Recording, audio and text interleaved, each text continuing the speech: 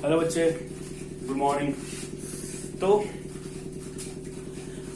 ना हम लोग भी है ना प्रीवियस क्लास में इलेक्ट्रोलाइसिस स्टार्ट किए थे, ठीक है। और इलेक्ट्रोलाइसिस में हम लोग दो का देखे थे ना, आई थिंक ना हम लोग लेड ब्रोमाइड का देखे थे और copper sulphate using platinum electrode, या आप ग्रेफाइट इलेक्ट्रोड देखो, इस दो को हम देखे थे, ठीक है। तुम आज उससे आगे बढ़ते हैं, ठीक है। तो यदि आपको प्रीवियस क्लास के किसी भी कॉन्सेप्ट्स में कोई डाउट नहीं है, देन आज वाला क्लास आपको एकदम स्मूथली जाएगा, कहीं कोई दिक्कत नहीं होगा। यदि प्रॉब्लम है, प्रीवियस क्लास के टॉपिक्स में प्रॉब्लम है, देन आज का क्लास आपके लिए बाउंसर साबित होगा। नहीं, अब उसको मिनिमाइज करना है, ठीक है। जो बाउंसर है उसको हम कैसे मिनिमाइज कर सकते हैं, हम उस वाले पार्ट पे फोकस करेंगे, यदि किसी बच्चे का प्रीवियस क्लास छूट गया है तो, ठीक है। तो आज का जो टॉपिक है वो है copper sulphate again, electrolysis of copper sulphate but using copper electrode. In previous class हम लोग क्या देखे थे, using platinum electrode, but in today's class we have to discuss electrolysis of copper sulphate using copper electrode. Okay, तो जो ही बच्चे हम इस पॉइंट को करेंगे ना, तो एक पार्ट हमने छोड़े थे, ठीक है। कहां पे, नेचर ऑफ इलेक्ट्रोड, जहां पर 3 पार्ट डिस्कस किया था कि जब इलेक्ट्रोलाइसिस करते हैं वहां पर 3 प्रॉपर्टी था।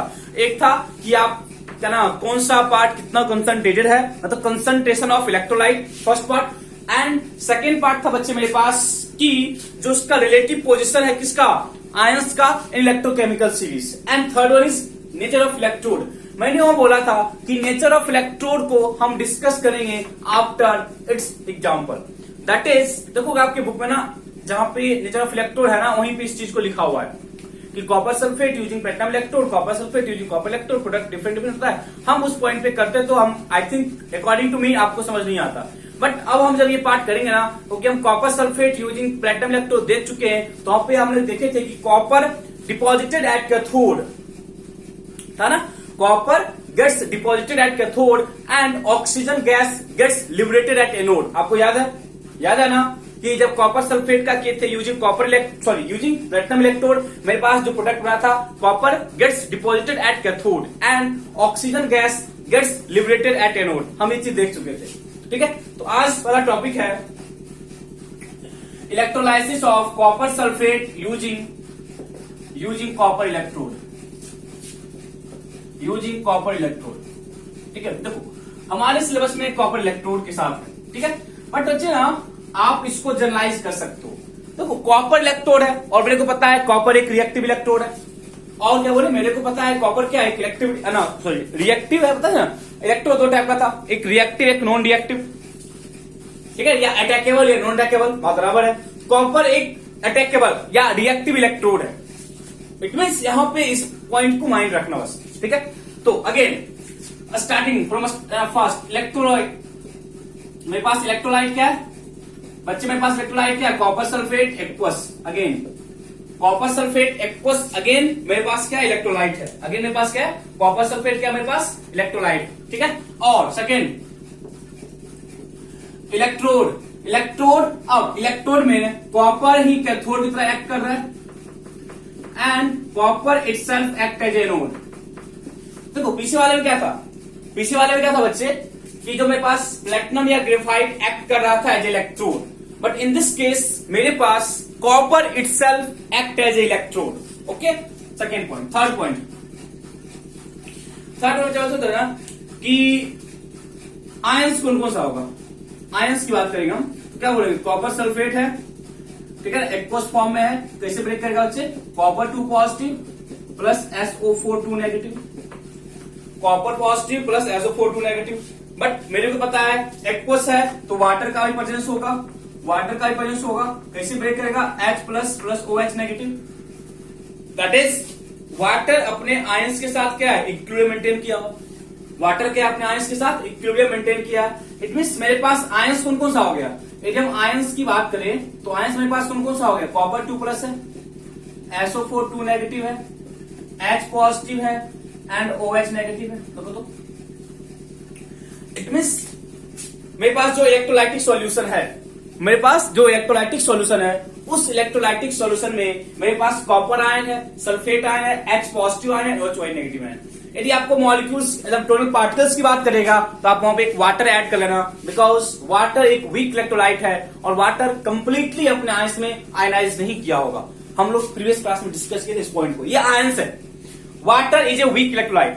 जब वाटर एक वीक इलेक्ट्रोलाइट है तो वहां पे कंप्लीटली H प्लस और OH आयन मेरे पास नहीं होगा, वहां पे कंप्लीटली H प्लस और OH आयन मेरे पास नहीं होगा, वहां पे वाटर मॉलिक्यूल अभी भी प्रेजेंट होगा, वाटर मॉलिक्यूल अभी भी क्या होगा, प्रेजेंट होगा। तो यदि मॉलिक्यूल्स की बात करें, पार्टिकल्स की बात करेंगे तो apart from this 4 ions water molecule also भी present there.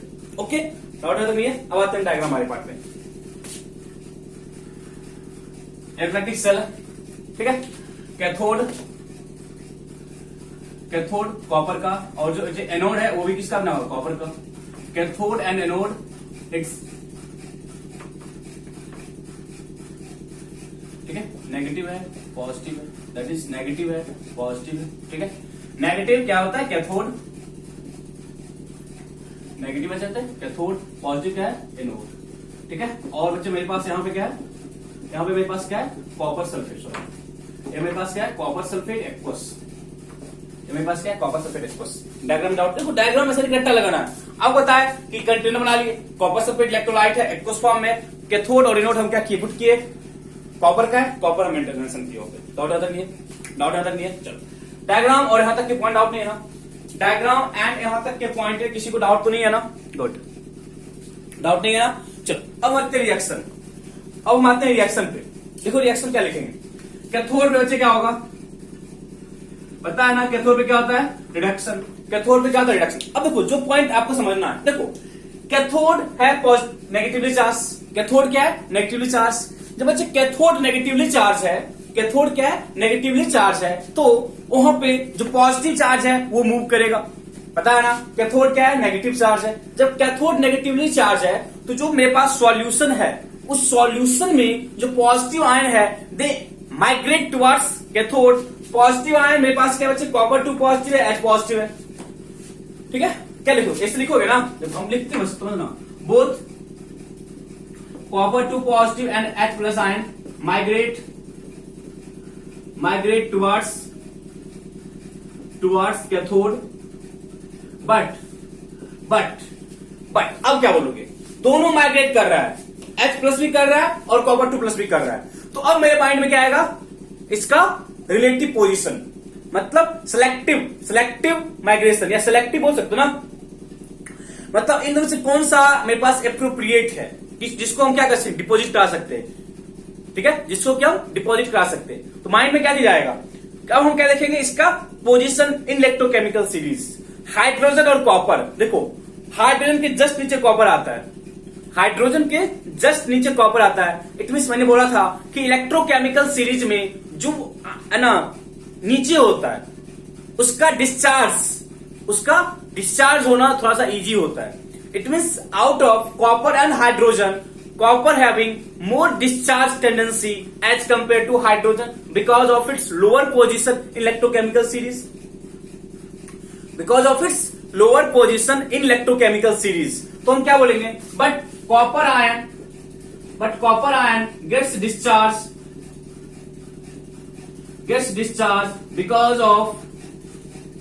because of its lower position in electrochemical series, ECS, electrochemical series, ठीक है। सर ऐसा आप लिखोगे एग्जाम में, मैंने आपको बोला, देखो आप थोड़ा सा वर्डिंग आप लोग अपना खुद से बना सकते हो, थोड़ा सा वर्डिंग आप लोग खुद ही बनाना है, ठीक है। वर्डिंग आपको देखो, अब इतना पता है कि दोनों माइग्रेट कर सकता है क्योंकि दोनों पॉजिटिव है, तो दोनों माइग्रेट किया तो कोई एक ही डिस्चार्ज कर सकता है। तो हम क्या देखेंगे, सिलेक्टिव डिस्चार्ज किसका ज्यादा होता है। सिलेक्टिव डिस्चार्ज के लिए हम क्या बोले, इलेक्ट्रोकेमिकल सीरीज में देखो कौन सा लोअर पोजीशन को ऑक्यूपाई करता है, उससे अकॉर्डिंग जाएंगे, कोई दिक्कत नहीं होना है। ओके चलो, तो क्या लिखेंगे, कॉपर 2 प्लस 2 इलेक्ट्रॉन गेन किया, कहां चला गया, कॉपर में। मतलब क्या बोलोगे, कैथोड पे कॉपर डिपॉजिट हो रहा है, कैथोड पे बच्चे क्या हो रहा है, कॉपर डिपॉजिट हो रहा है, कैथोड पे कॉपर क्या हो रहा है, डिपॉजिट हो रहा है। डाउट है, ओके यहां तक लिख लेता ना। अब एनोड, ओके बच्चे, ठीक है। अब हम क्या बोलेंगे, एनोड एनोड पे कौन माइग्रेट करेगा? एनोड पे कौन माइग्रेट करेगा? Sulphate and hydroxide ion, sulphate ion and hydroxide ion. तो जब एनोड पे सल्फेट और हाइड्रोक्साइड दोनों माइग्रेट करेगा, दोनों क्या करेगा? माइग्रेट करेगा, फिर से क्या देखेंगे? Selective discharge.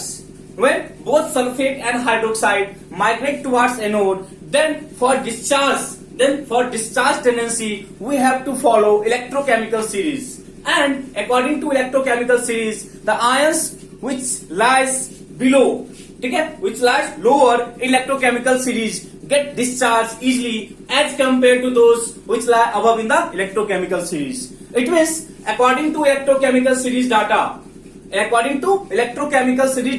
Hydroxide ion gets discharge होता। कॉपर सल्फेट था, देखो अब हम क्या बोले, एनोड पे सल्फेट आयन डिस्चार्ज हो सकता है एंड हाइड्रोक्साइड आयन मेरे पास था, ये दोनों डिस्चार्ज हो सकता है। इट मीन्स एनोड पे बच्चे होता है ऑक्सीडेशन, एनोड पे क्या होता है? Oxidation. It means sulphate ion भी इलेक्ट्रॉन लॉस करता, हाइड्रोक्साइड आयन भी इलेक्ट्रॉन लॉस करता है। एंड सबसे जो इंपॉर्टेंट फैक्टर है यहां पे, anode is made up of copper. Anode is made up of copper. जब एनोड कॉपर का बना हुआ बच्चे, तो कॉपर भी तो इलेक्ट्रॉन का लॉस कर सकता है। क्या बोले? जब एनोड कॉपर का बना हुआ है, तो एनोड भी इलेक्ट्रॉन का लॉस कर सकता है, क्योंकि कॉपर एक मेटल है और मेटल के पास जो इलेक्ट्रॉन लॉस टेंडेंसी है ना, बहुत ज्यादा होता है। इट हम देखो क्या बोलेंगे, मेरे पास सॉल्यूशन में क्या था? मेरे पास सॉल्यूशन में कॉपर सल्फेट था और हाइड्रोक्साइड आयन था। तो अकॉर्डिंग टू लॉजिक जो नेगेटिव चार्ज है वो माइग्रेट करेगा, अकॉर्डिंग टू लॉजिक जो नेगेटिव चार्ज है वो माइग्रेट करेगा। बट मेरे दिमाग में एक चीज आना चाहिए कि जो मेरे पास एनोड है वो मैं किसका बना हुआ है? कॉपर का। जब एनोड कॉपर का बना हुआ है, तो copper itself gets oxidise, copper itself gets oxidise, कर सकता oxidise because of its metallic nature, और जो है ना पोटेंशियल डाटा है, हम उस पर डिटेल्स नहीं जा रहे हैं। According to potential data, copper का oxidation is more easy as compare to hydroxide and sulphate. It means copper का ऑक्सीडाइज करना ज्यादा इजी है एज कंपेयर टू हाइड्रोक्साइड का ऑक्सीडाइज करना या आपको सल्फेट का ऑक्सीडाइज करना। ओके, तो हम पॉइंट लिखेंगे, लिखना sulphate and hydroxide ion migrate towards anode, sulphate and hydroxide ion migrate towards anode लिखेंगे, sulphate and hydroxide ion migrate towards anode but none of them get discharge, sulphate and hydroxide both migrate towards anode but none of them gets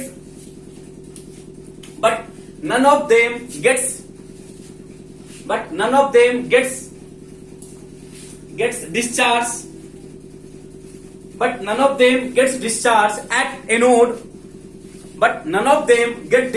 at anode due to the nature of anode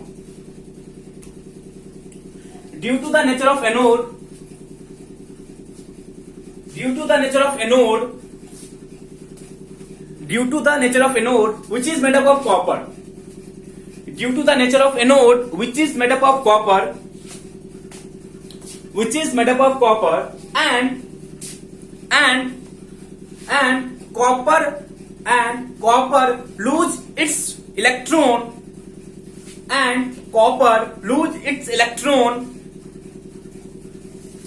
and copper lose its electron more easily as compared to sulfate and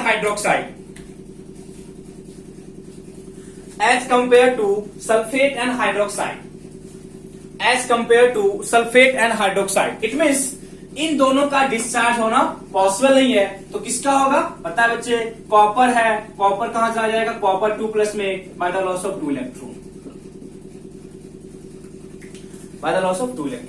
अब क्या बोल रहे? It means cathode पे copper का एक layer बना था, but anode से कॉपर कहां पे जा रहा है? सॉल्यूशन में जा रहा है। एनोड से कॉपर कहां पे जा रहा है? सॉल्यूशन में जा रहा है। क्या हो रहा है? देखो कॉपर, देखो ये जो प्लेट किसका था? ये प्लेट किसका था? कॉपर का बना हुआ था। बच्चे ये प्लेट कॉपर का बना हुआ था और कॉपर कहाँ जा रहा है, कॉपर टू में जा रहा है। जब ये प्लेट कॉपर का बना हुआ था और ना कहाँ जा रहा है, कॉपर आयन में जा रहा है, इट मींस इतना तो बोल सकते हो ना, इस प्लेट का जो थिकनेस है वो डिक्रीज करेगा। इस प्लेट का जो थिकनेस है वो क्या करेगा, डिक्रीज करेगा, बिकॉज जो कॉपर आयन था वो सॉल्यूशन में जा रहा है इन the form of copper to positive ion, in the form of copper to positive ion. पहले आप इसको लिखो, हम सब लिखेंगे नोट करके, ऑब्जर्वेशन करके, इतना लिख लेना। मतलब एनोड पे कॉपर डिपॉजिट हुआ, सॉरी कैथोड पे कॉपर क्या हुआ, डिपॉजिट हुआ, बट एनोड पे कॉपर क्या हुआ, इन the form of copper ion कहां पे गया, इलेक्ट्रोलाइटिक सॉल्यूशन में। कहां गया, इलेक्ट्रोलाइटिक सॉल्यूशन में in the form of copper ion. Okay, अब लिखो आप ऑब्जर्वेशन।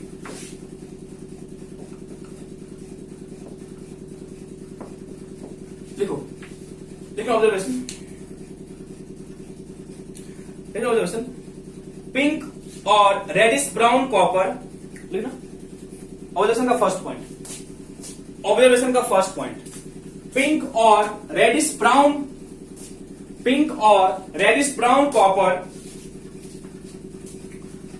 पिंक और reddish brown copper gets deposited at cathode, pink और reddish brown copper gets deposited at cathode, pink और reddish brown copper gets deposited at cathode, gets deposited at cathode,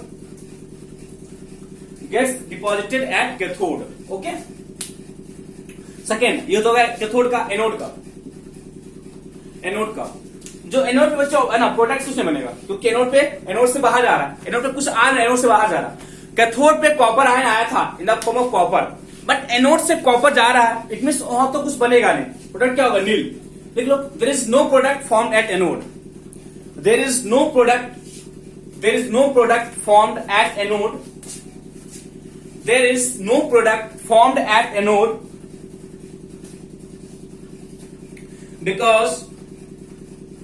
because copper anode,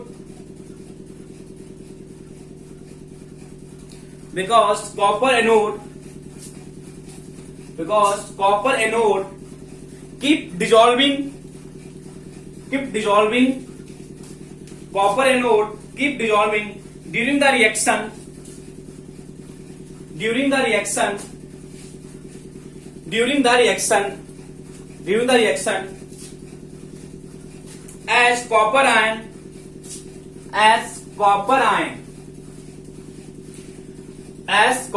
मतलब anode पे जो copper था बच्चे, anode पे जो copper था वो कहां जा रहा है, इन the form of copper ion जा रहा है। ठीक है, अब थर्ड पॉइंट इसी लिख लो, एज ए कॉपर आयन, इसी लिखे ना copper ion, as a copper ion, due to this लिखना, due to this phenomena, due to this phenomena, due to this phenomena thickness of copper, thickness of anode plate ना, thickness of anode plate, due to this phenomena thickness of anode plate gradually decreases, thickness of anode plate gradually decreases, gradually decreases। देखो meaning क्या बोलेंगे, देखो ये क्या बोल, suppose ये anode है कॉपर, ये जो आपका एनोड है ना, ये एनोड है, जो वहां पे एनोड है वो ये एनोड हमें बोल रहे हैं, एनोड है, हम क्या बोले यहां, ये कहां जा रहा है, ये आपको इन the form of copper 2+, in the form of copper 2+, और जो कॉपर 2+ है वो कहां पे, सॉल्यूशन में, वो जो कॉपर 2+ है वो कहां पे आ रहा है, सॉल्यूशन में। इट मींस यहां से जो कॉपर है ना वो इन द फॉर्म ऑफ कॉपर 2+ आ रहा है, यहां जो कॉपर है वो क्या आ रहा है, इन द फॉर्म ऑफ कॉपर 2+ कहां पे आ रहा है, सॉल्यूशन में। तो बोल सकते हो ना कुछ पॉइंट के बाद, मतलब सर्टेन टाइम के बाद इसका जो थिकनेस है बच्चे वो डिक्रीज कर जाएगा। इट मींस ये इनिशियल था, ये बाद में था, आफ्टर ऑक्सीडेशन, आफ्टर ऑक्सीडेशन। मतलब इस तरह का हम है ना, इसकी बात करें, इस वाले प्लेट की बात कर रहे हैं हम, इसको थोड़ा सा अलग दिखा रहे हैं, बाहर दिखा रहे हैं। इट मींस ये जो प्लेट है, because of its oxidation, because of its oxidation, ये प्लेट क्या होगा, कुछ इस तरह का हो जाएगा आफ्टर सम टाइम। क्या हम यहीं पे शो कर सकते हैं, ऐसे कुछ इस तरह का हो जाएगा। ठीक है, अब ये नोट था, बट कैथोड, देखो कैथोड क्या बोले, कैथोड किसका था, कॉपर का, कैथोड किसका था, कॉपर का। तो जो कॉपर था वो यहां पे आ रहा है, बाहर आ रहा है। अब जब बाहर आ रहा है ना, तो इस वाले प्लेट पे, सॉरी बच्चे, इस वाले प्लेट, देखो ये कॉपर था, इस पे आ रहा है कॉपर, तो इस वाले प्लेट पे ना एक कॉपर का ना लेयर आ जाएगा, copper gets deposited, copper gets deposited, copper क्या डिपॉजिट हो रहा है। और बच्चे ये अब देखो एक चीज बता, ये क्यों हो रहा है, बिकॉज कॉपर आयन, यहाँ पे क्या हो रहा है, copper ion from solution gain 2 electron to form copper, to form copper, to form copper. तो आप देखो यहाँ पे क्या हो रहा है, देखो ऑब्जर्व करो थोड़ा सा, देखो क्या हो रहा है। तो होता क्या ना, जो कॉपर यहां से कॉपर 2+ में आया, क्या बोले, जो कॉपर यहां से कॉपर 2+ में आया वही कॉपर 2+ में यहां पे आया, और यहां पे जो कॉपर 2+ था वो 2 इलेक्ट्रॉन गेन किया, कहां पे आया, कॉपर में। मतलब कैथोड पे कॉपर का क्या होगा, एक लेयर आएगा। इट मींस इस वाले प्लेट का थिकनेस क्या होगा, इस वाले प्लेट का थिकनेस क्या होगा, इस वाले प्लेट का थिकनेस क्या होगा, मतलब यहां पे क्या, copper gets deposited, copper gets deposited. मतलब एनोड वाले प्लेट का थिकनेस क्या, कब पूछेगा आपको, during electrolysis of copper, during electrolysis of copper sulphate, during electrolysis of aqueous copper sulphate, the thickness of anode decreases and thickness of cathode increases, and thickness of cathode increases. Reason क्या होगा, because at cathode copper ion from solution, copper ion from solution gain 2 electron to form copper, कहां पे, cathode वाले plate पे।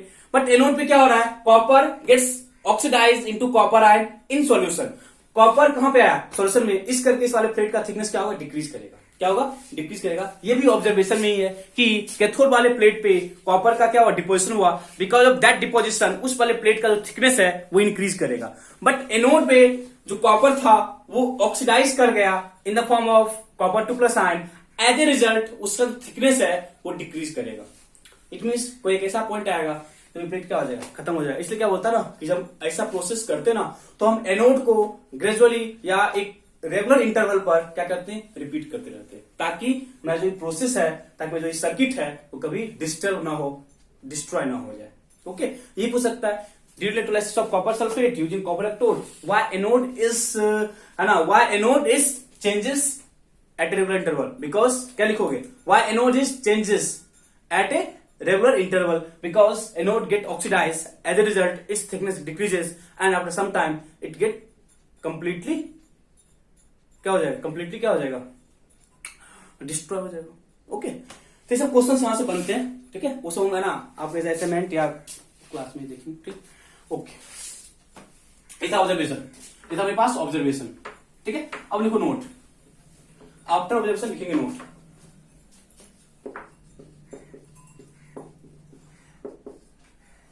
Note का first point लिखो बच्चे, note का फर्स्ट पॉइंट लिखो, नोट का फर्स्ट पॉइंट, नोट का लिखो फर्स्ट पॉइंट, नोट का फर्स्ट पॉइंट लिखो, the blue colour of, first point, the blue colour of copper sulphate solution, the blue colour of copper sulphate solution, the blue color of copper sulfate solution remains unchanged,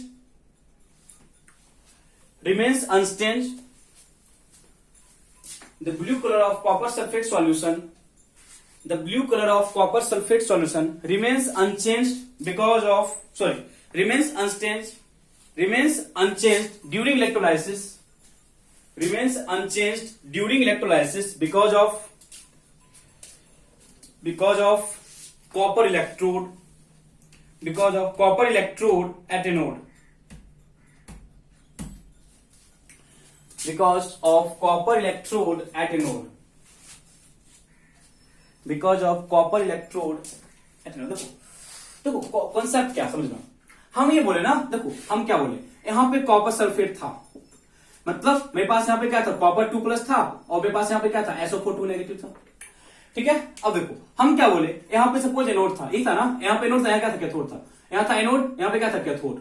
तो यहां से देखना बच्चे, यहां से copper 2+ यहां जा रहा है, पता है ना, क्योंकि कॉपर 2+ क्या किया, 2 इलेक्ट्रॉन का गेन किया, कहां जा रहा है, कॉपर में, ठीक है। इट मीन सॉल्यूशन से कॉपर 2+ कैथोड पे डिपॉजिट हो रहा है, तो उसी टाइम पे यहां से कॉपर क्या हो रहा है, कॉपर 2+ में आ रहा है, वहां से कॉपर 2+, यहां से कॉपर क्या आ रहा है, इन द फॉर्म ऑफ कॉपर 2+ कहां पे आ रहा है, सॉल्यूशन में। इट मीन्स जितना एक्सटेंट कॉपर 2+, जितना एक्सटेंट यहां से कैथोड पे डिपॉजिट हो रहा है, उतना ही एक्सटेंट एनोड से कहां पे आ रहा है, इलेक्ट्रोलाइटिक सॉल्यूशन में आपकी जमा हो रहा है। इट मीन्स हम ये बोल सकते हैं कि जो मेरे पास यहाँ पे सॉल्यूशन था जिसका ब्लू कलर था वो हमेशा मेंटेन रहेगा, ठीक है, because of copper electrode which is made up of anode. आप रीजन इसके बारे में लिख सकते हो कि for every copper two plus ion which get discharge at cathode equal amount of copper to plus ion from anode get dissolved in electrolytic solution। as much copper to plus ion जितना cathode पे गया उतना ही copper in the form of copper two plus ion कहां पे आ गया solution में। It means net effect zero. जब नेट इफेक्ट जीरो है तो जिसका ब्लू कलर है वो हमेशा क्या होगा, मेंटेन रहेगा। जिसका ब्लू कलर है वो हमेशा क्या रहेगा, मेंटेन रहेगा, ठीक है। डाउट होता है, ठीक है, ओके। तो मोस्टली है ये क्वेश्चन था ना, वो तो लिखा है कि कैथोड प्लेट का क्या होता है, कैथोड का प्लेट जो थिकनेस है उसका क्या इंक्रीज करता है और एनोड का क्या होता है, डिक्रीज करता है। मोस्टली जो मेरे पास यही दो ये तीन चार आपको जब याद रखना है कि जो उसका ब्लू कलर है वो चेंज नहीं करता है, एनोड का थिकनेस डिक्रीज करता है, कैथोड का इंक्रीज करता है। और कैथोड पे क्या होता है, एक कॉपर का लेयर डिपॉजिट होता है। एनोड पे कुछ प्रोडक्ट नहीं बनता है क्योंकि एनोड पे क्या होता है, कॉपर आयन ऑक्सीडाइज कर जाता है। इतना कुछ मेरे पास था according for copper sulphate electrolysis. I think सारा पॉइंट हम लोग कवर कर चुके हैं। ओके बच्चे, तो अब हम लोग आते हैं next and most important electrolysis, that is electrolysis of acidified water. Their topic, electrolysis of acidified water.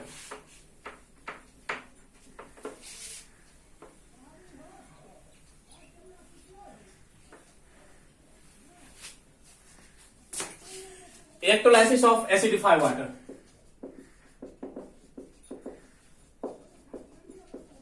Water को हम नहीं लेते हैं, हम लेते हैं एसिडिफाइड वाटर। इसके पीछे रीजन होता है क्योंकि वाटर एक वीक इलेक्ट्रोलाइट है। जब वाटर एक वीक इलेक्ट्रोलाइट है ना, वाटर कंप्लीटली कभी भी अपने आयंस में क्या होता है, डिसोसिएट नहीं करता है।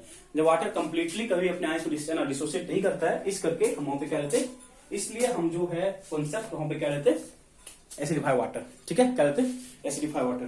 फर्स्ट पॉइंट है मेरे पास इलेक्ट्रोलाइट क्या होगा, मेरे पास इलेक्ट्रोलाइट क्या होगा,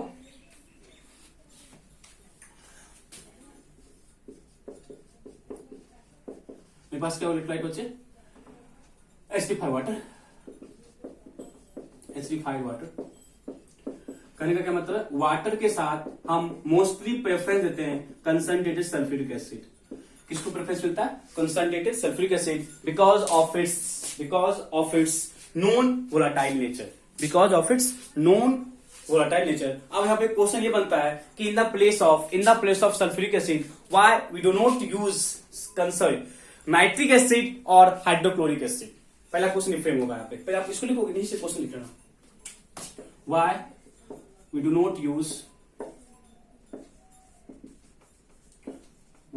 use nitric HNO3 or HCl in this process। बस समझ लो, आपको एक्सप्लेन खुद करना है। देखो हम क्या बोले, हम जब एसिड बेस्ड सॉल्ट चेक कर रहे थे ना, तो एसिड बेस्ड सॉल्ट में मैंने आपको बोला था कि जो सल्फ्यूरिक एसिड है उसका नेचर वोलाटाइल नहीं होता है, they are not volatile in nature, but nitric acid और hydrochloric acid are volatile nature. It means जो ही आप उसको लोगे तो कुछ ऐसा पॉइंट, कोई ऐसा इंस्टेंट आएगा ना जब उसका वेपर बन के बाहर निकल जाएगा। यदि वो वेपर के फॉर्म में बाहर निकल गया, इट मींस अब वहां पे मेरे पास H+ आयन का एग्जिस्टेंस होगा नहीं। इसलिए बेटर है कि आप उस एसिड को यूज करो जो कि वोलाटाइल नेचर का नहीं होता है, यहां तक डाउट है। किसको यूज करेंगे हम यूज किसको करेंगे, sulphuric acid in the place of nitric और hydrochloric acid, because sulphuric acid is non volatile nature as compare to hydrochloric acid and nitric acid which is volatile in nature. कोई doubt यहाँ तक नहीं ना। First हम electrolyte लिख लिया, second electrode, second क्या लिखेंगे, इलेक्ट्रोड। तो इलेक्ट्रोड इसका प्लेटिनम का, प्लेटिनम और ग्रेफाइट के लिख सकते हो, प्लेटिनम और ग्रेफाइट। इलेक्ट्रोड किसका होगा, प्लेटिनम और ग्रेफाइट, ठीक है, डाउट यहां तक। हम इलेक्ट्रोड लिख ले, इलेक्ट्रोड किसका बना हुआ, प्लेटिनम का, प्लेटिनम का बना हुआ, ठीक है। अब एक कॉन्सेप्ट है वाटर का आयनाइजेशन। देखो हम पॉइंट को समझो पहले, ionization of water.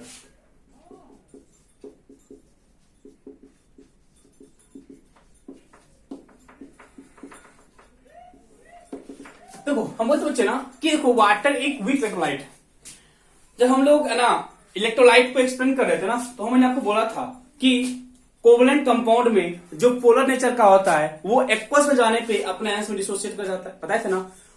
Covalent compound में जो पोलर नेचर का है, कोवलेंट कंपाउंड में जो पोलर नेचर का है, जब वो सॉल्यूशन में जाएगा तो they get oxidise, sorry they get ionise, जो पोलर नेचर का होता है। वाटर पोलर नेचर का है, वाटर क्या है, पोलर नेचर का है, ये आयनाइज करेगा, बट जो इसका आयनाइजेशन का एक्सटेंट है ना बहुत ही कम होता है, जो इसके आयनाइजेशन का एक्सटेंट है बहुत ही कम होता है। इस करके इट मींस इसके आयनाइजेशन को इंक्रीज कराने के लिए, इसके आयनाइजेशन को इंक्रीज कराने के लिए हम इसमें कुछ अमाउंट किसका डालते हैं, सल्फ्यूरिक एसिड का।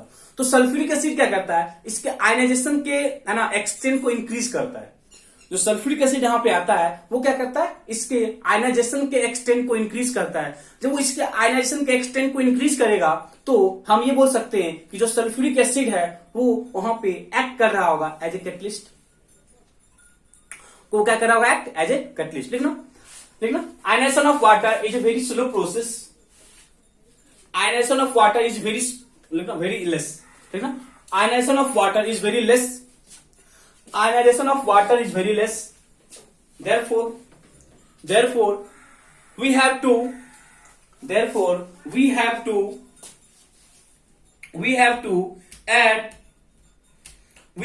add small amount of sulfuric acid. We have to add small amount of sulfuric acid. We have to add small amount of sulfuric acid. A small amount of sulfuric acid, which catalyze the ionization,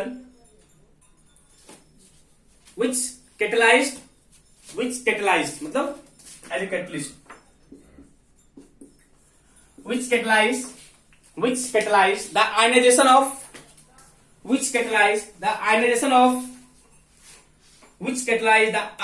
water, which catalyze the ionization of water. Hence electrolysis of acidified water. Hence electrolysis of acidified water is considered.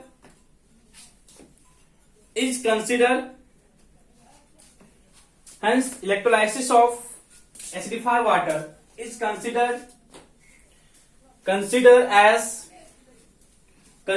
as an example of catalysis. मतलब electrolysis का एक ना बोल सकते हो ना, just इसी के सिमिलर एक वर्ड है कैटालाइसिस। मतलब यहाँ पे जो सल्फ्यूरिक एसिड है वो एज ए कैटलिस्ट बिहेव किया था, and because of that property जो यहाँ पे सल्फ्यूरिक एसिड था बच्चे, and because of that property जो यहाँ पे सल्फ्यूरिक एसिड था, जो उसका बच्चे आयनाइजेशन था वो क्या कर गया, इंक्रीज कर गया। तो उसका तो जो आयनाइजेशन था वो इंक्रीज, इट मीन जो आयनाइजेशन है किसका, ऑफ एसिडिफाइड वाटर क्या होगा, H2O ब्रेक कर कहां पे, H positive and OH negative, और जो सल्फ्यूरिक एसिड है वो डिसोसिएट कर गया कहां पे, 2H positive plus SO4 2 negative. We have already done this part, ठीक है। तो यहां तक आई थिंक आपको डाउट नहीं है।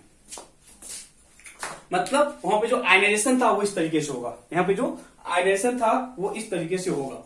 इट मींस जब आयनाइजेशन होगा तो आयंस कौन कौन सा प्रेजेंट होगा, बोलो, H plus OH negative and SO4 2 negative. क्या क्या बच्चे, H plus OH negative and sulphate ion, ठीक है। तो अभी भी बच्चे हम ये बोल रहे हैं जब ये आयंस प्रेजेंट है और वाटर कंप्लीटली आयनाइज तो किया नहीं होगा, जब वाटर कंप्लीटली आयनाइज नहीं किया होगा, इट मीन जो वहां पे पार्टिकल्स अवेलेबल है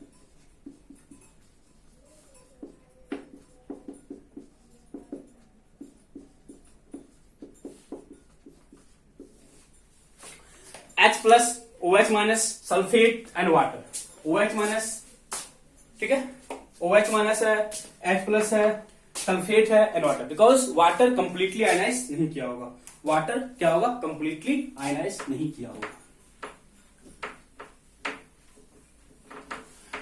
ठीक है। अब इसी क्या करना है क्लासेस, डायग्राम फिर से हम लिख रहे हैं।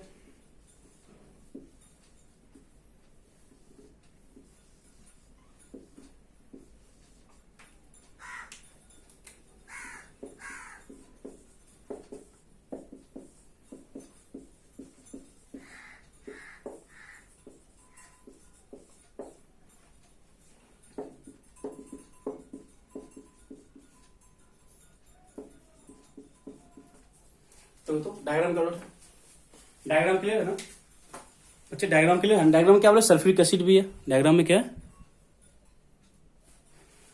क्या बोले डायग्राम में? क्या बच्चे? सल्फ्यूरिक एसिड भी प्रेजेंट है आपको। ओके, तो क्या करें, चलो बताओ कैथोड पे क्या होगा रिएक्शन? कैथोड बच्चे क्या होगा रिएक्शन?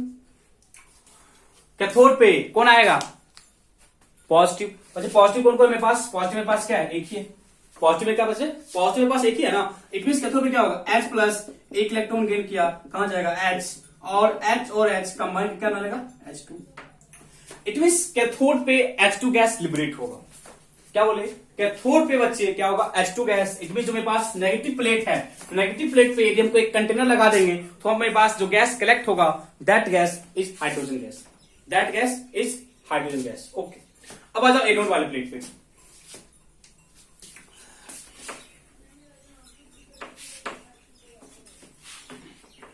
क्या बोले बच्चे? एनोड पे क्या होगा? एनोड पे क्या बोलोगे? देखो OH भी जाएगा और सल्फेट भी जाएगा, बोलोगे ना? एनोड पे क्या होगा? OH भी जाएगा और सल्फेट भी जाएगा, but because of discharge potential, किसका होगा वहां पे discharge? Because of selective discharge, OH minus and sulphate ion, out of OH and sulphate, OH कहां पे लाई कर रहा है? डाउन लाई कर रहा है, इसलिए OH का डिस्चार्ज होना क्वाइट इजी है as compare to sulphate. It means अब वो लिख लेना कि both OH ion and sulfate ion migrate towards anode, but because of higher discharge potential, hydroxide ion get discharged at anode. It means anode पे discharge होगा तो OH क्या करेगा? एक इलेक्ट्रॉन का लॉस करेगा, OH कंबाइन करेगा, क्या होगा? H2O plus nascent oxygen readily combine to form O2. It means anode पे O2 गैस क्या होगा? लिबरेट होगा, एंड कैथोड पे क्या होगा? H2 गैस क्या होगा? एंड कैथोड पे जो होगा H2 गैस क्या होगा? लिबरेट होगा। तो फर्स्ट ऑफ ऑल ये आपका रिएक्शन है, जो कैथोड और एनोड पे जो ये रिएक्शन होगा उसके बारे में हम इस वाले पार्ट में भी और आएंगे कि बहुत सारे पॉइंट्स यहाँ पे है कि किसका वॉल्यूम किसके डबल होता है और क्या क्या हम वहां पे ऑब्जर्वेशन नोट करते हुए लिखेंगे। ठीक है, क्या क्या नोट है वहां पे? फर्स्ट ऑफ ऑल आप ऑब्जर्वेशन लिखना,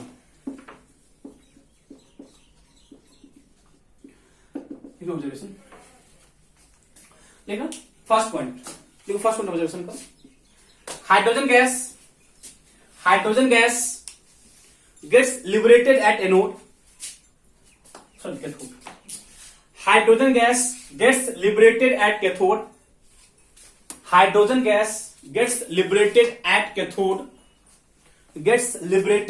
cathode, first point. Second point, oxygen gas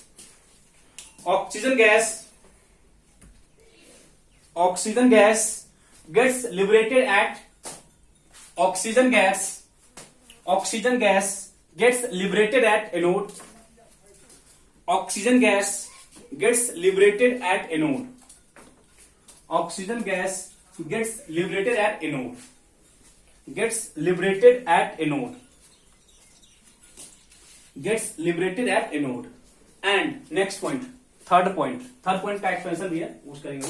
third point लिखना, the volume of oxygen, the volume of hydrogen at cathode,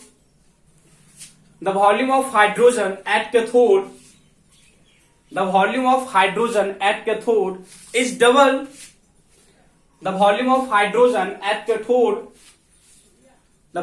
hydrogen at cathode is double to the volume of oxygen at anode, is double to the volume of oxygen at anode, इसको लिख लो ना।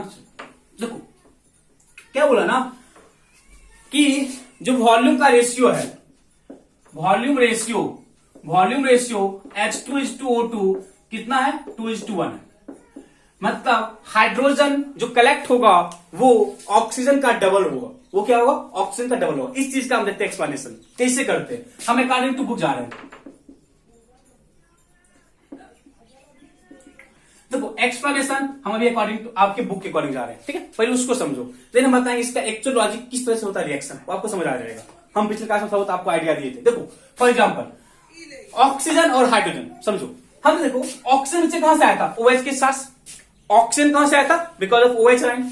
And hydrogen कहां से आया था, because of H+ ion. पता है ना, OH आयन कारण क्या था, O2 आया था, और H+ से कारण क्या था, H2 आया था। देखो हम क्या बोले, OH आयन क्या किया, लॉस किया, तो क्या बना, OH plus electron. It means one OH ion क्या किया, वन OH आयन एक OH का मॉलिक्यूल फॉर्म किया by the loss of one electron. And this OH again combined with other OH to form H2O plus nascent oxygen। अब बता आपको nascent oxygen combine करके क्या फॉर्म करता है, O2। यदि आप इस दोनों रिएक्शन को देखना, इस रिएक्शन की बात कर रहे हैं, यहाँ पे nascent ऑक्सीजन है और यहाँ पे 2 है, पता ना 2O है।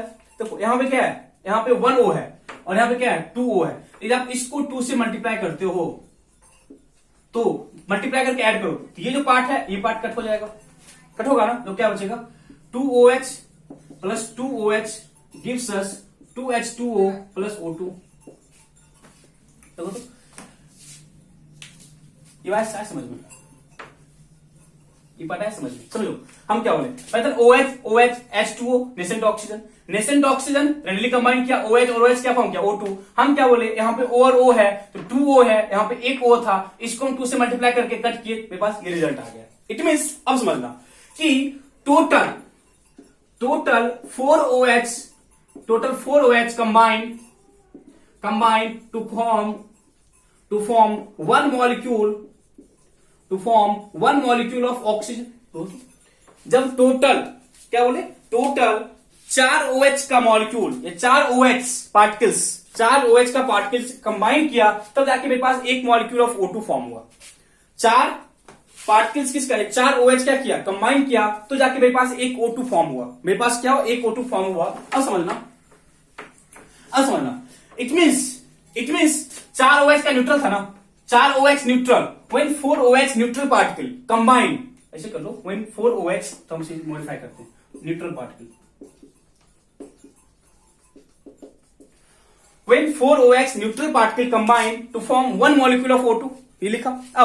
अब समझो एक OH आयन से जब मेरे पास एक OH पार्टिकल बना तो मेरे पास एक इलेक्ट्रॉन का लॉस है, तो बताओ क्या बोले, एक OH न्यूट्रल फॉर्म में एक एक 4 OH न्यूट्रल मॉलिक्यूल में या न्यूट्रल फॉर्म में एक O2 का मॉलिक्यूल फॉर्म कर रहा है। हम आए थे आयंस के फॉर्म में, तो देखो OH आयन से क्या बना, OH by the loss of one electron. यदि 4 की बात कर रहा है, यदि हमको यहाँ पे 4 लाना है तो यहाँ पे 4 लाओ, यहाँ पे 4 लाओ और यहाँ पे 4 आएगा। देखो तो इजाए समझ में।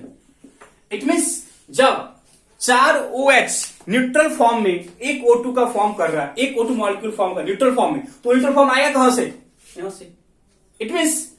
इट मींस आप बोलोगे ना, जब 4 OH मॉलिक्यूल फॉर्म हो रहा होगा उस पॉइंट पे मेरे पास 4 इलेक्ट्रॉन का इन्वॉल्वमेंट है, उस टाइम पे मेरे पास 4 इलेक्ट्रॉन का इन्वॉल्वमेंट है, और ये जो सारा प्रोसेस हो रहा होगा वो कैथोड पे हो रहा है।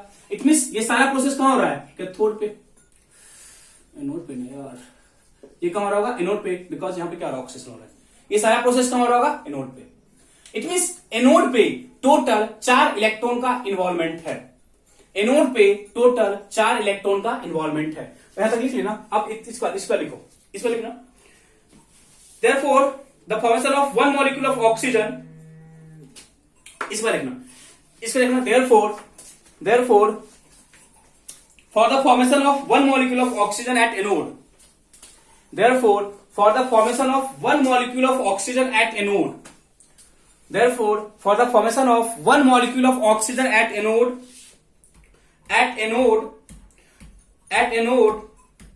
total 4 electron gets released, total 4 electron gets released,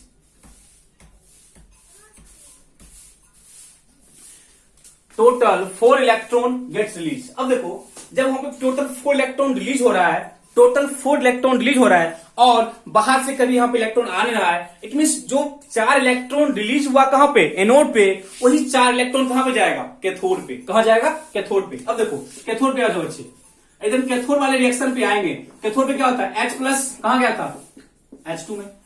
हमको 4 इलेक्ट्रॉन का इन्वॉल्वमेंट कराना है, 4 कब होगा, तब यहां पे क्या करना पड़ेगा आपको 2, तो यहां पे क्या करना पड़ेगा 4 है, तो हर हाल में बच्चे आपको यहां पे 4 इलेक्ट्रॉन का इन्वॉल्वमेंट करना होगा।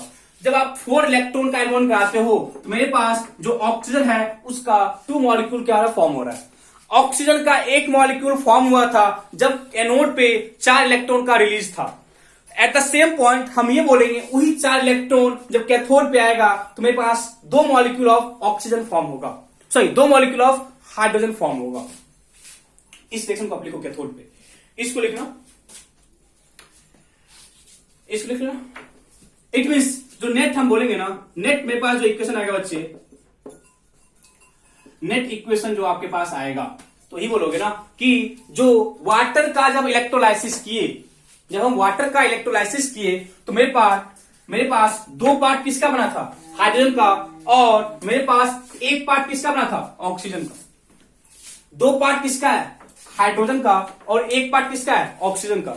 1 पार्ट किसका है, ऑक्सीजन का। इट मींस आप इतना बोल सकते हो ना कि जो ऑक्सीजन है उसका वॉल्यूम आधा है एज कम्पेयर टू हाइड्रोजन। उल्टा बोलो कि हाइड्रोजन का जो वॉल्यूम है वो ऑक्सीजन के वॉल्यूम का डबल है।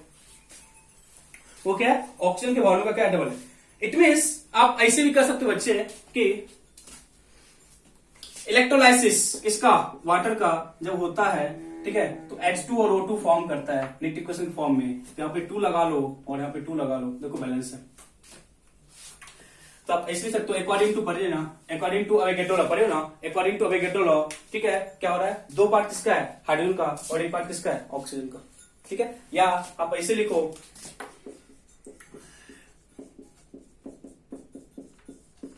भी बैलेंस है, हाफ और 1, इट मींस डबल का रिलेशन। इट मींस ये क्या है, डबल का रिलेशन है। इट मींस जो H2 का पार्ट जो इवॉल्व हो रहा होगा, इट मींस जो हाइड्रोजन गैस इवॉल्व हो रहा होगा और जो ऑक्सीजन गैस इवॉल्व हो रहा होगा, दोनों का रेशियो कितना बच्चे, 2:1 का रेशियो। देखो कॉन्सेप्ट ये आपके बुक के अकॉर्डिंग करा है, ये आपके बुक के अकॉर्डिंग करा है, ठीक है, जो आपकी बुक में कंटेंट है उसके अकॉर्डिंग करा है। बट जब हम लोग प्लस 2 में जाते हैं ना, ये रिएक्शन बहुत इजी हो जाता है, ये रिएक्शन बहुत इजी हो जाता है। अब बहुत को समझ नहीं आया होगा कैसे कहां की, हम एक बार हिंट दे रहे हैं आपको। OH आयन OH फॉर्म किया, जो OH फॉर्म किया वो कंबाइन कर रहा है। इट मींस मेरे पास नेट रिजल्ट ये था। इट मींस एक O2 के मॉलिक्यूल को फॉर्म होने के लिए, एक O2 के मॉलिक्यूल को फॉर्म होने के लिए मेरे पास टोटल 4 OH न्यूट्रल मॉलिक्यूल का इन्वॉल्वमेंट था। इट मींस 4 न्यूट्रल मॉलिक्यूल को फॉर्म करने के लिए मेरे पास 4 इलेक्ट्रॉन का रिलीज होना चाहिए, 4 इलेक्ट्रॉन का रिलीज होना चाहिए। और जब इलेक्ट्रोलाइसिस हो रहा है तो कहीं बाहर से तो इलेक्ट्रॉन आएगा नहीं। इट मींस जो उस कंप्लीट प्रोसेस में इलेक्ट्रॉन है उसी का बस काम होता है। इट मींस जो 4 इलेक्ट्रॉन का यहाँ पे रिलीज हो रहा है उसी 4 इलेक्ट्रॉन का ये गेन करेगा और 2H2 फॉर्म करेगा। इट मींस 2H2 फॉर्म हुआ कब, जब मेरे पास एक O2 फॉर्म हो रहा है। It means ratio must be in the form of 2:1, must be in the form of 2:1। मैं आपको एक चीज बता रहा हूं, समझना, जो बहुत इजी रिएक्शन है। This is not in your syllabus but try to understand the logic, ठीक है। हम बस हल्का सा आपको ज्यादा डीप होने जाएंगे, सिंपल सा है। देखो हम आपको लिखते हैं oxidation of water, oxidation of water. देखो वाटर का जो होता है ऑक्सीडेशन, वाटर का होता है H plus half O2 plus 2 electron, यहां पे 2 इलेक्ट्रॉन। ये वाटर का ऑक्सीडेशन रिएक्शन है, ये वाटर का ऑक्सीडेशन रिएक्शन है। और जो रिडक्शन रिएक्शन है, रिडक्शन ऑफ वाटर,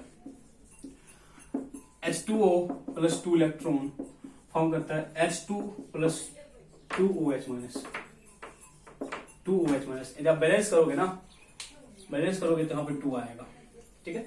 तो बैलेंस है ना।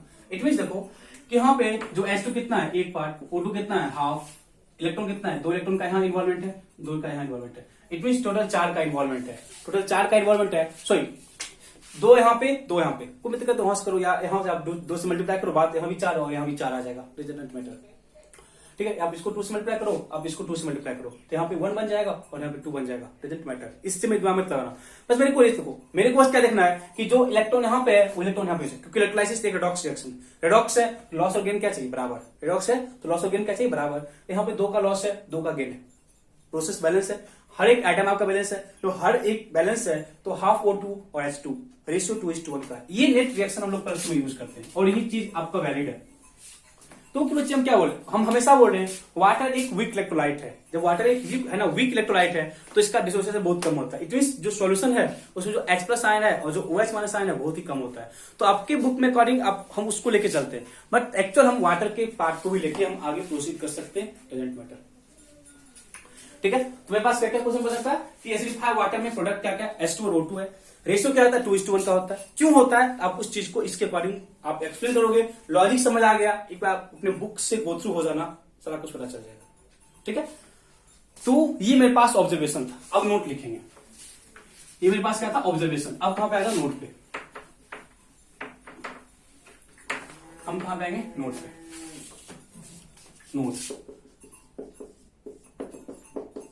नोट पे फर्स्ट पॉइंट समझना, यही था ना प्लेटिनम का इलेक्ट्रोड था, प्लेटिनम का इलेक्ट्रोड था, यहाँ पे क्या था H+ था, OH आयन था और SO4 नेगेटिव था, H+ था, OH था और SO4 नेगेटिव था, H+ था, SO4 था।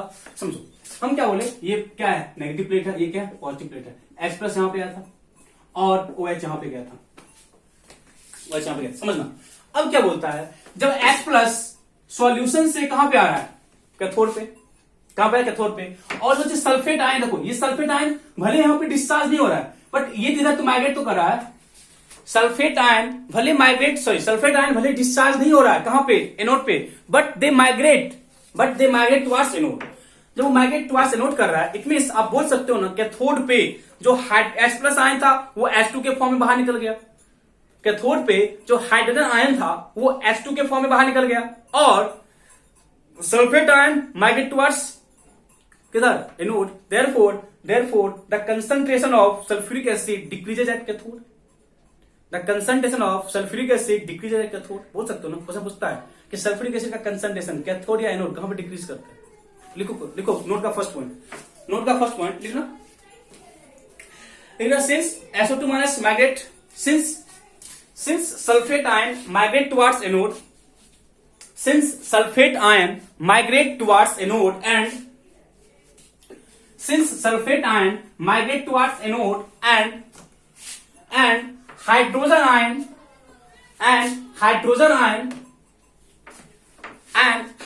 ion gets discharged in the form of H2 and hydrogen ion gets discharged in the form of H2 and hydrogen ion gets discharged in the form of H2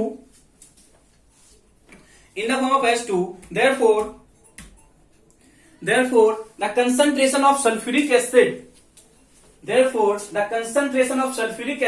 decreases at cathode, therefore the concentration of sulfuric acid decreases at cathode, therefore the concentration of sulfuric acid decreases at cathode, concentration of sulfuric acid decreases at cathode, अब आ जाओ anode के लिए, पता anode पे क्या होगा, anode पे OH discharge हो रहा है, एनोड पे OH क्या हो रहा है डिस्चार्ज हो रहा है। पता है बच्चे वाटर में क्या था, water maintain equilibrium with H+ and OH negative, water क्या किया इक्विलिब्रियम मेंटेन किया, सल्फ्यूरिक एसिड में इक्विलिब्रियम नहीं होता है, सल्फ्यूरिक एसिड स्ट्रॉन्ग है तो पता है सल्फ्यूरिक एसिड क्या होता है H2SO4 कंप्लीटली ब्रेक करता है, 2H पॉजिटिव SO4 नेगेटिव, यदि गलती से कहीं पे इक्विलिब्रियम लग गया बच्चे तो उसको इरिवर्सिबल कर लेना, ऐसा है। इट मींस अब देखो H+ OH कहां जा रहा है, OH क्या डिस्चार्ज हो रहा है, हम एनोड की बात कर रहे हैं तो एनोड पे क्या हो रहा है OH ion get discharge in the form of O2, OH ion get discharge in the form of O2, it means O2 क्या हो रहा है डिस्चार्ज हो रहा है, जब O2 डिस्चार्ज हो रहा है तो मेरा इक्विलिब्रियम क्या होगा डिस्टर्ब होगा, यदि इक्विलिब्रियम डिस्टर्ब होगा तो हम ये बोल सकते हैं कि यहाँ पे H+ आयन का कंसंट्रेशन क्या होगा इंक्रीज करेगा, जल्दी से बोलो ना, तो क्या बोले एट एनोड, तो सुनो at anode OH- ion get discharge, OH- ion get discharged, therefore the equilibrium of water disturbs, therefore the equilibrium of water gets disturbed, therefore to maintain equilibrium, मतलब ये होता है ना कि कभी भी किसी रिएक्शन में यदि एक बार इक्विलिब्रियम आ गया तो कभी डिस्टर्ब नहीं होता, ऐसे पढ़ोगे +2 में जहां पे हम केमिकल इक्विलिब्रियम पढ़ते हैं, तो क्या बोल रहे हैं एनोड पे OH आयन क्या हो रहा है इन the form of O2 discharge हो गया, ठीक है, इस कारण से जो वाटर का इक्विलिब्रियम है वो डिस्टर्ब होगा, उस इक्विलिब्रियम को मेंटेन करने के लिए वाटर अब मोर नंबर ऑफ H+ आयन क्या करेगा लिबरेट करेगा, या H+ आयन क्या करेगा फॉर्म करेगा, जब वो मोर number of H+ ion form करेगा और सल्फेट आयन भी यहां पे आ रहा था तो आप ये बोलोगे ना एनोड पे H प्लस आयन भी इंक्रीज कर रहा है और SO4 आयन भी इंक्रीज कर रहा है, देयरफॉर जो सल्फ्यूरिक एसिड है उसका जो कंसंट्रेशन है वो इंक्रीज करेगा। कहां पे इंक्रीज करेगा? एनोड पे। ठीक है, नोट का सेकंड पॉइंट लिखना। ठीक है, नोट का सेकंड पॉइंट लिखना। OH ion get discharge, OH minus ion, OH ion करना, माइनस क्यों करना तो बताओगे आपको minus. OH ion get discharge at anode, OH ion get discharged at anode. As a result, equilibrium of water gets disturbed. As a result, equilibrium of water gets disturbed. Therefore, to maintain equilibrium,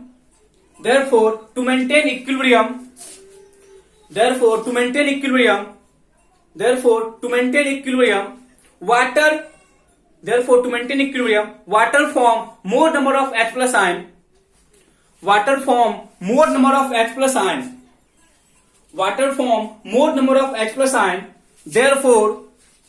Therefore, the concentration of sulfuric acid. Increases at anode. Therefore, the concentration of sulfuric acid increases at anode. यहाँ doubt है बच्चे? यहाँ तक doubt है किसी को? यहाँ तक डाउट है किसी को? तो पॉइंट्स समझो, पॉइंट्स को समझो। हम क्या बोले? H प्लस आयन इंक्रीज कर रहा है और आपको पता है पहले से सल्फेट आयन यहाँ पे आया था। जब पहले सल्फेट आयन यहाँ पे आ रहा था, इट मीन जो सल्फ्यूरिक एसिड का कंसंट्रेशन है वो इंक्रीज करेगा। जो सल्फ्यूरिक एसिड है उसका जो कंसंट्रेशन है वो क्या करेगा? इंक्रीज करेगा। डाउट है यहाँ तक? अब इसका मतलब ये भी आप बोल सकते हो कि जो एसिडिटी है एट कैथोड वो डिक्रीज करता है, एट एनोड इंक्रीज करता है, और उसका उल्टा पीएच होता है, पीएच डिक्रीज करेगा। वही समझो। सेकंड पॉइंट डाउट नहीं है? सेकंड पॉइंट की हम फर्स्ट पॉइंट क्या बोले कि जो कंसंट्रेशन है सल्फ्यूरिक एसिड का वो कैथोड पे क्या होगा? डिक्रीज करेगा, बट एनोड पे क्या होगा? इंक्रीज करेगा। लॉजिक आपके सामने है। थर्ड पॉइंट लिखो। Therefore third point during electrolysis of water,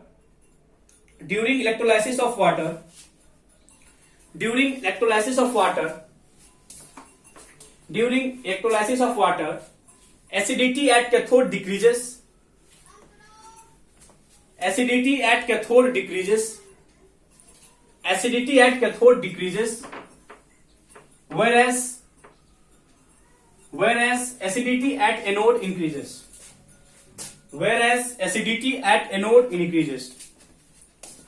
Whereas acidity at anode increases.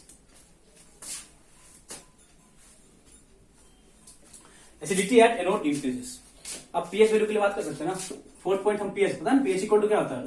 pH equal to क्या होता है? Minus log of H plus sign. अब कॉमन सेंस की बात है, जब कैथोड पे क्या बोले? सल्फ्यूरिक एसिड का जो कंसंट्रेशन है वो क्या कहते हैं? डिक्रीज किया था। और बच्चे जो एनोड पे क्या बोलेंगे? जो सल्फ्यूरिक एसिड है उसका जो कंसंट्रेशन था वो क्या? इंक्रीज किया। पता है जब H प्लस आयन डिक्रीज करेगा तो pH क्या होगा? इंक्रीज करेगा। जब H प्लस आयन क्या करेगा?